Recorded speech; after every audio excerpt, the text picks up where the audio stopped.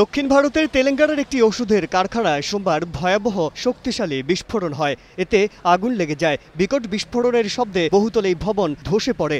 বহু মানুষ ধ্বংসস্তূপে চাপা পড়েছে। নিহত হয়েছেন 50 জনের মতো, এমনকি ভেতরে আটকা পড়েছে 150 জন। ফুটেজে দেখা গেছে উদ্ধারকর্মীরা ধ্বংসস্তূপ সরানোর কাজ করছেন। চিকিৎসকরা অ্যাম্বুলেন্সে করে মরদেহ নিয়ে যাচ্ছেন। স্থানীয়দের ঘটনাস্থলে জড়ো হয়ে ক্ষয়ক্ষতির পরিমাণের কথা তুলে ধরেন। বিস্ফোরণের সময় 150 জনের বেশি লোক ভেতরে ছিল। কতজন বেঁচে আছে আর কতজন মারা গেছে জানি না। এখন পর্যন্ত 40 থেকে 50টি মৃতদেহ উদ্ধার করা হয়েছে। 35 বছর হয়ে গেল এই কোম্পানিতে এমন কোনো ঘটনা ঘটেনি এর আগে, এটি প্রথমবার।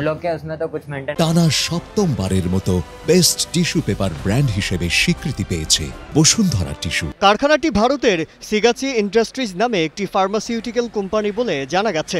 বিস্ফোরণে মৃতের সংখ্যা বাড়ছেই। মাইক্রোক্রিস্টালাইন সেলুলোজ শুকানোর ইউনিটে বিস্ফোরণ ঘটেছে, তবে বিস্ফোরণের সঠিক কারণ জানা যায়নি।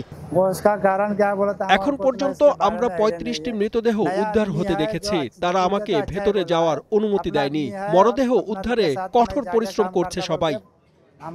ভারতের প্রধানমন্ত্রী নরেন্দ্র মোদী গভীর শোক প্রকাশ করেছেন এবং প্রতিটি মৃত ব্যক্তির পরিবারকে 2 লাখ টাকা করে ক্ষতিপূরণ দেওয়ার ঘোষণা দিয়েছেন।